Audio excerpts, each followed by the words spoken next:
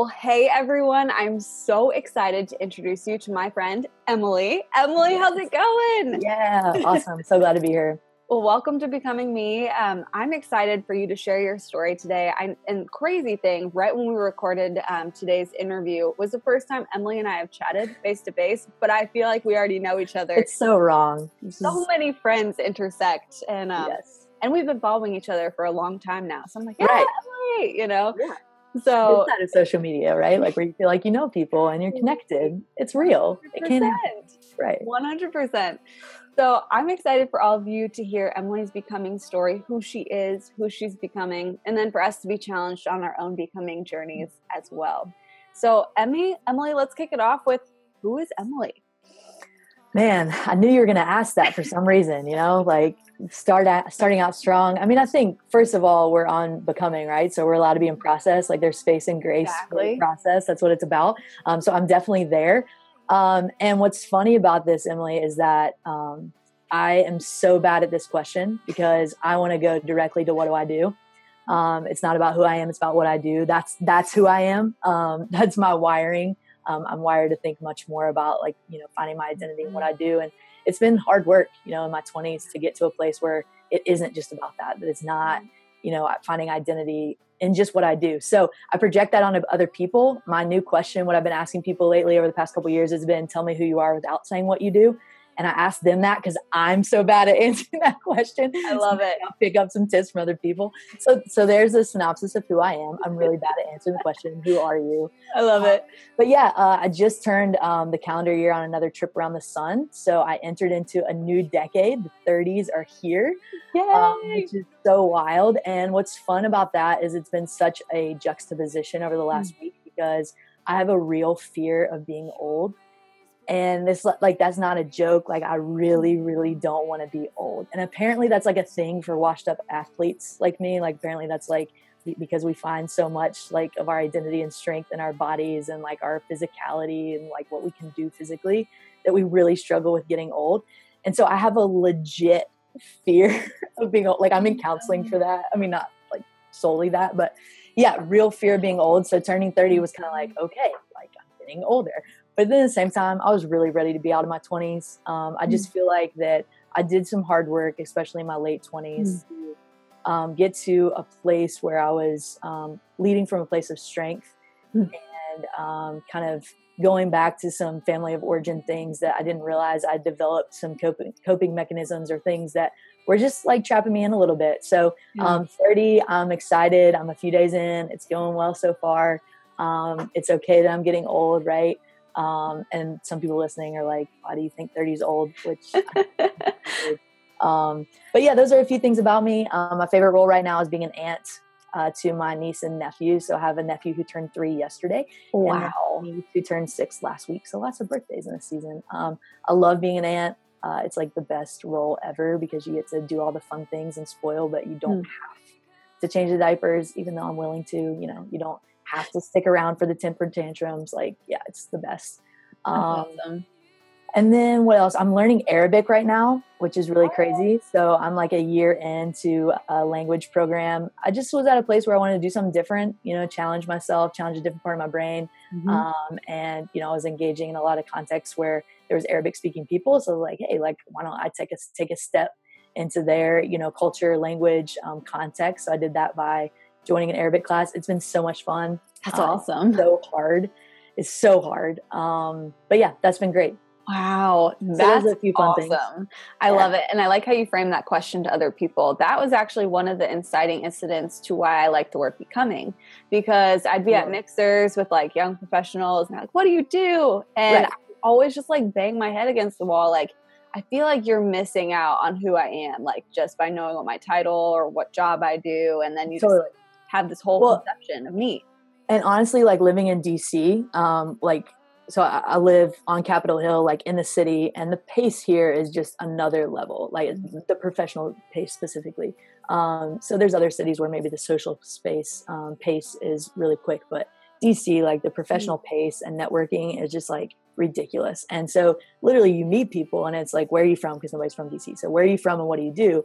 And based on your answer to what do you do will depend on whether that conversation is going to continue, because it totally depends on whether or not you can help me take, the next rung of the ladder. And so I think it's really good to try to learn to get past that question and really enter in, what I love about becoming is just you're entering in to really answer the question of who are you beyond just, what you do. And really get to what's inside of you. How has God created you in his image, and, what piece of the body of Christ do you reflect best? I love that. I'm not good at it though. So all that to say is I can talk the talk and ask the question to other people, but that's definitely, it's hard for me. Well, it is for me too. Like, definitely don't let, that I lead Becoming Me fool anybody. I still will catch myself in those scenarios. Who are you? Well, I'm the, nope. Who is Emily? So what is it, like you preach best what you need to learn most or something like that? Exactly. Well, let's dive into your story. What has made Emily who Emily is today? Yeah. To go back a little bit, I do think, again, maybe this is just because this is where I'm at, but family of origin can be so important. And I grew up in blended family environment. My parents divorced when I was really young, just a couple years old, and both of them remarried pretty immediately. So my context growing up was living with two blended families. And then, when you're a kid, like your normal is normal, right? Like, cause you don't have context for other people's normal. And so what was normal to me was the fact that I went back and forth every other night between my parents. So Monday, Wednesday, Friday was my mom, Tuesday, Thursday, Saturday, Sunday was my dad.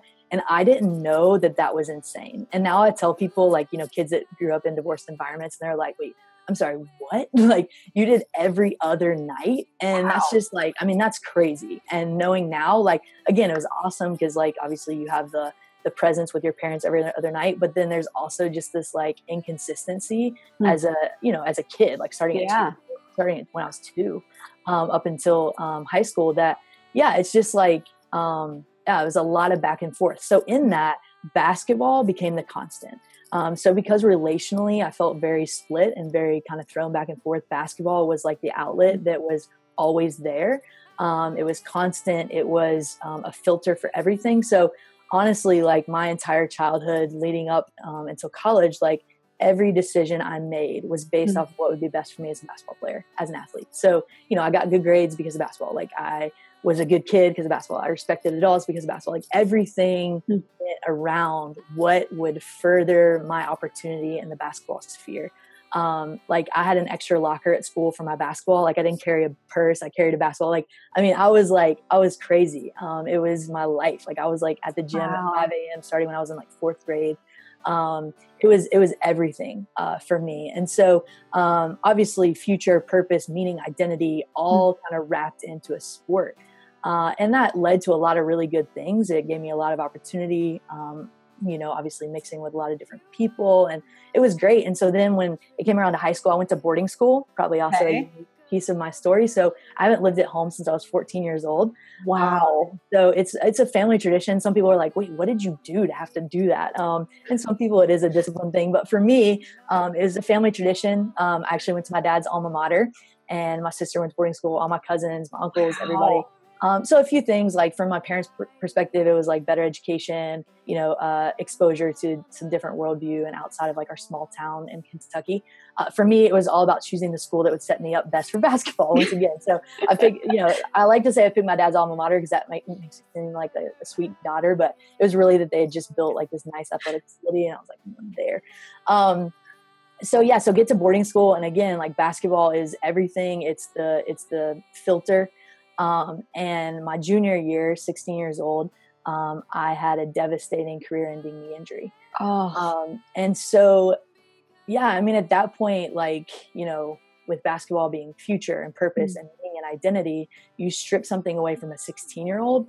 And I was, it was definitely like a rock bottom, for me. And, had to search for something new, and figuring out like, man, like if basketball failed me in a moment, like where do I find that?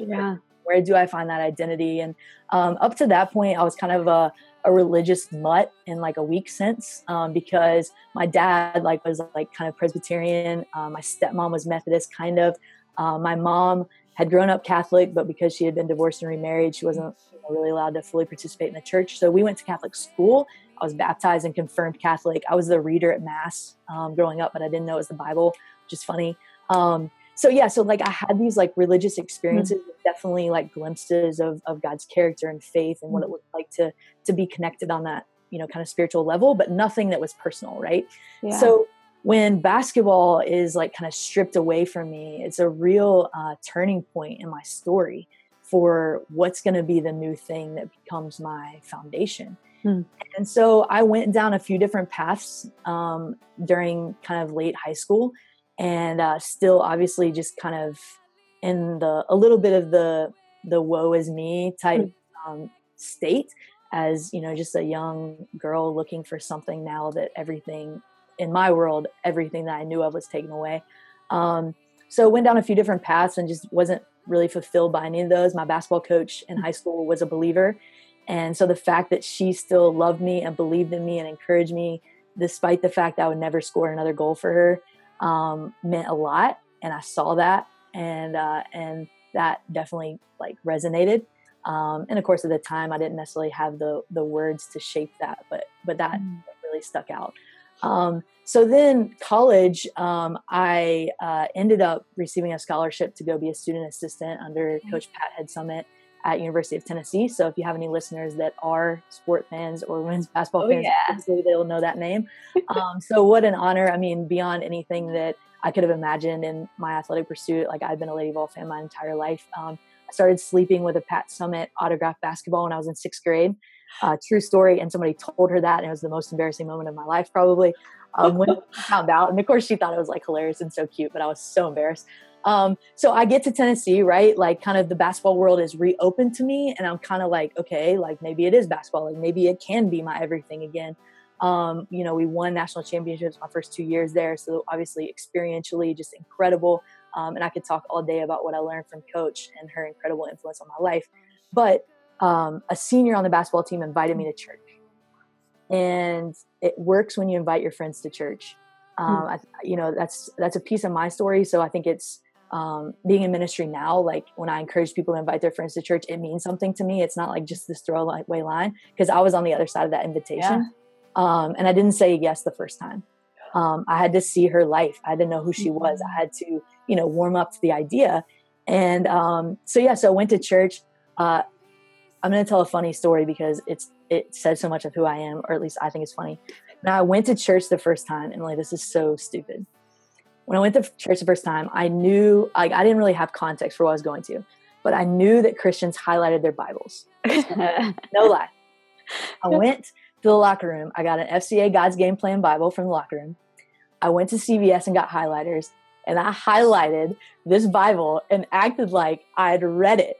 And like, I swear it's still on my shelf over there. I bent back the bind several times. I made it like looked like red. I highlighted in different colors because I felt like I had to put on a show. Like, I had to fit in. Like, it's like, to know anything about me is to know that I have to be good at it. If I'm not good at it, I'm not going to do it. Like, that's just the way I'm wired, and not a good piece of, or it can be used poorly. And in this instance, that was not good.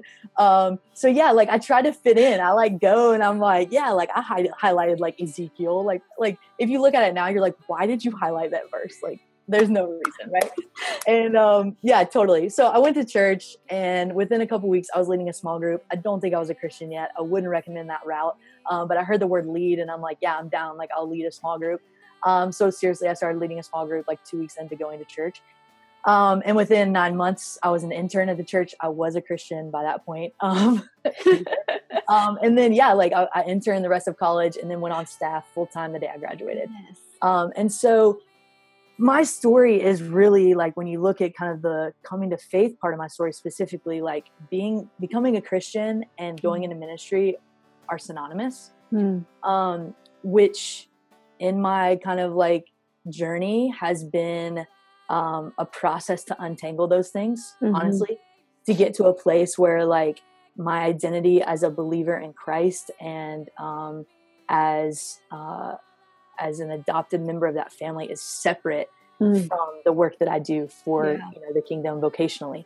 And so those things were so like timed so closely together that there was no separation for a really long time. And I still have to work at kind of like untangling that web, if that makes sense. Absolutely. Of, like being a Christian, being in ministry, they're not the same thing. Right. So I constantly am asking myself, like, what would my prayer life look like if I wasn't, in full-time ministry? Like, what would my, like just relationship with the Lord look like if this wasn't a piece of, what I do on a day-to-day basis? Yeah. So I mean, that's a few pieces of my story, who I am, and how I got to where I am now. I'm in DC now. I had to come to shore up some holes in my discipleship. Originally, I came to be a protege because kind of coming out of college, going straight into ministry full time in like a large youth group context and leading teams and starting to travel and speak and do all these things. Like I just wasn't ready for that.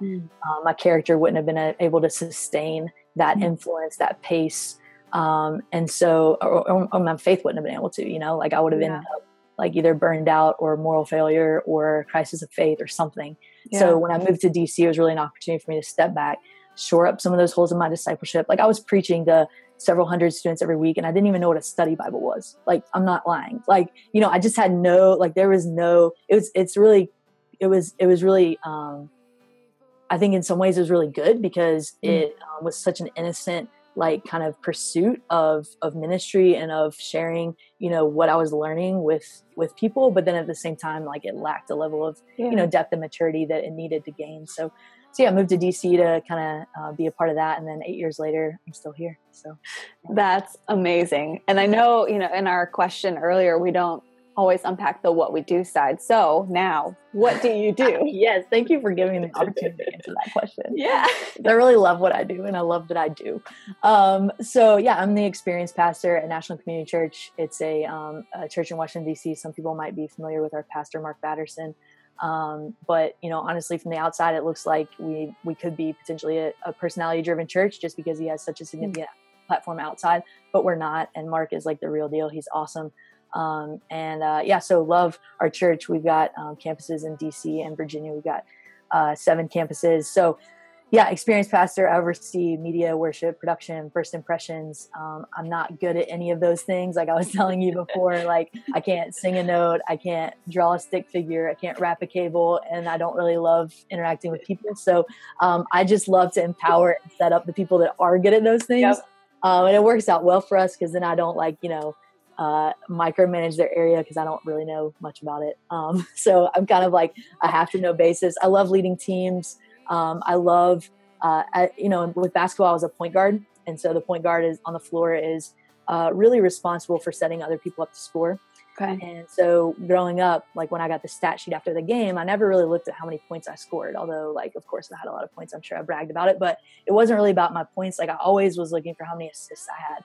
So that's like when you pass and they score and somebody else scores. So that was always an important stat for me. Like how many times I set somebody else up to score. So I would say that's translated over into like the professional side, ministry side of, I love, like I enjoy being on the platform. I like teaching. I like leading. I like vision.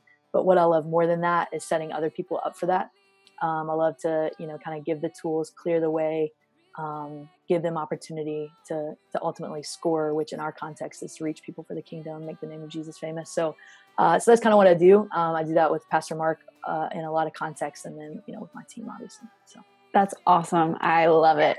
I love that. So if you were having coffee or your favorite kind of drink, hanging out with another woman in DC, and you're encouraging her on her own becoming journey, you're setting her up to win, what would you say to encourage her? Yeah. Well, first of all, we'd be at Ebenezer's Coffee House because that's our church's coffee house. If you're ever in DC, please stop by Ebenezer's. It's right by Union Station. And, not to like rag on some church coffee houses, but some of them are super lame.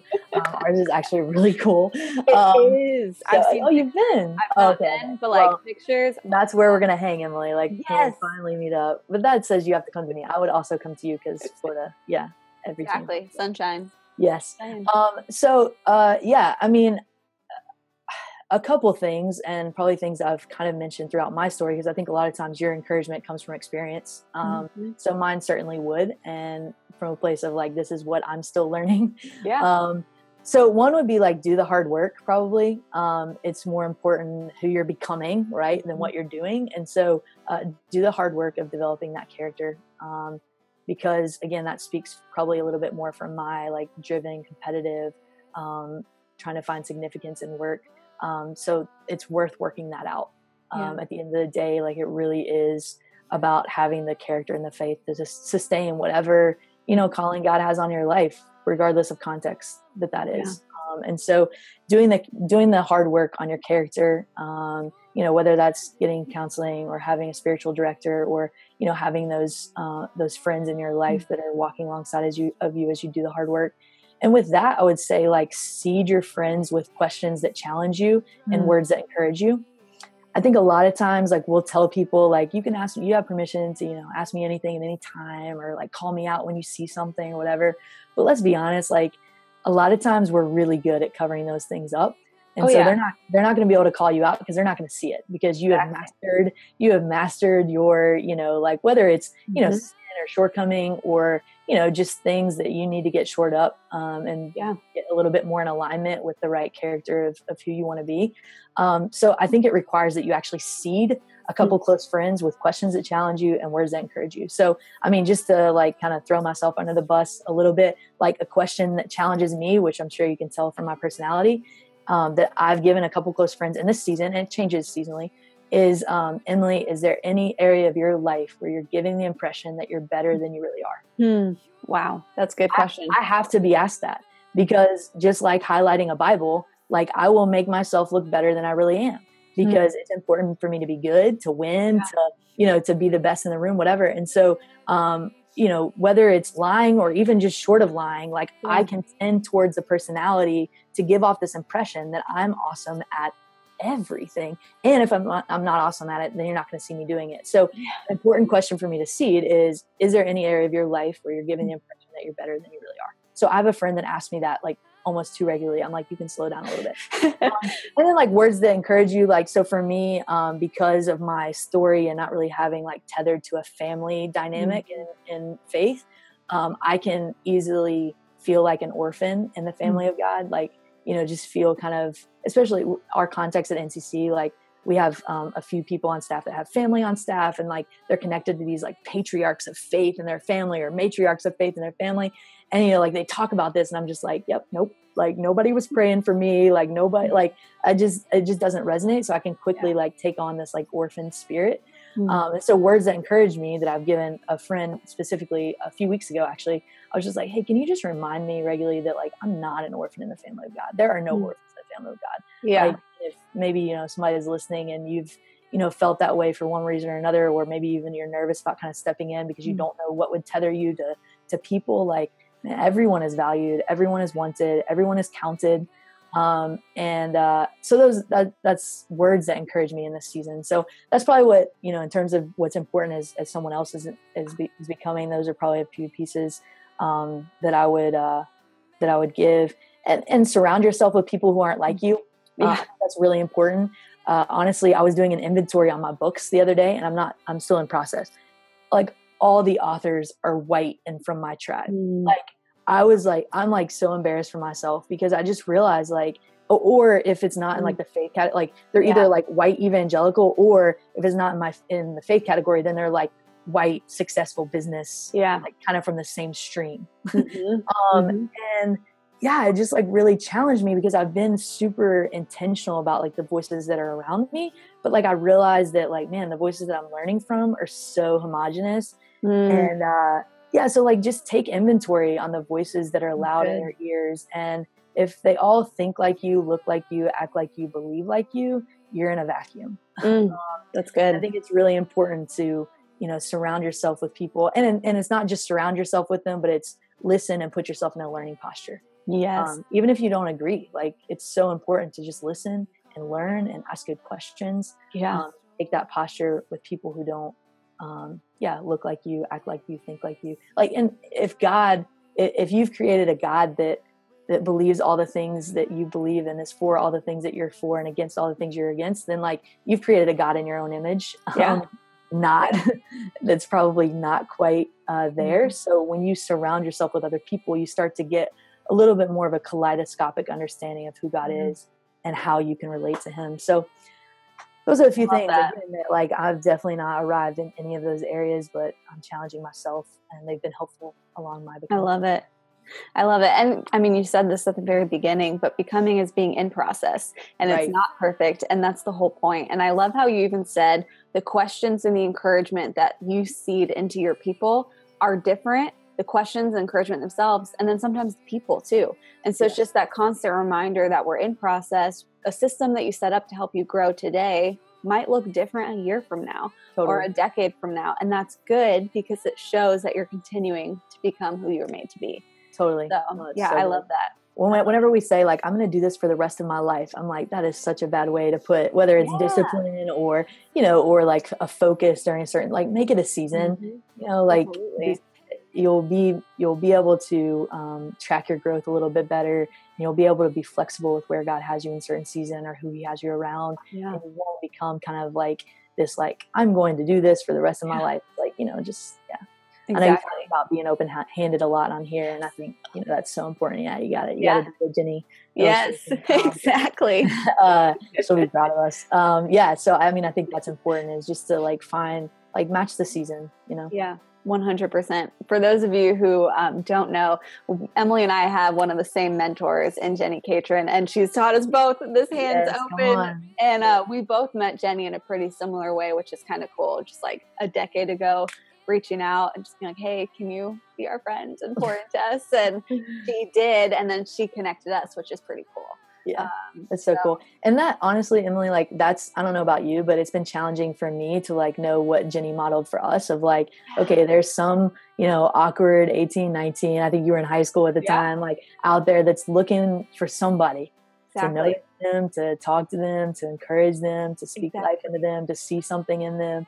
And so, like for those of us that are a step ahead, or for all of us, we should always be looking behind and ahead. Like, who do we need to reach out to ask that awkward, like, hey, will you invest in me? And then who do we need to reach out to and say, hey, I see something in you and I want to invest in you. At the end of the day, like I can't tell my story without including Jenny's name in a lot of ways. Same. I can't tell my story without including my basketball coach in high school's name. Like I can't tell my story without including Sid, who invited me to church's name. Like there are people that we can't tell our story without including their name. And that's cool. But like the question that challenges us is like, who isn't going to be able to tell their story without including our name? Yes. And I don't say that like out of this like prideful, like who are you going to get credit for? Like, it's not that. It's like, who are you so invested in? Who are you like encouraging in such a way? Who are you taking a risk on? Who are you speaking life into that one day, like, they're going to be on this Becoming Me platform and they're going to mention my name. Yeah. Again, not for the credit, not for the pride, not for the, but that's discipleship. That's investment. That's community. Yeah. And so, I mean, Jenny, I think both of us couldn't tell so many pieces of our leadership journey without mentioning her name. And which is really cool. And the discernment that goes into that piece too. Cause I know, I mean, your basketball coach, Jenny, they get so many people reaching out. And so listening and being in tune with God and who he's nudging you to follow up with and doing for one, what you wish you could do for all. And so it's just crazy to look back and be like, wow, like that person said yes to investing in me. Now who's the person God wants me to say yes to investing in? It's a big deal. She just had a thing for Emily's. That's what it was. That's what I'm thinking too. Just saying. Well, Emily, thank you so much for taking time today to unpack your journey, who you are, who you're becoming. I'm just so inspired and challenged by you, and I just can't wait to have coffee at Ebenezer's sometime soon. Come on. Thank you. Hey, thanks for letting me share, Emily.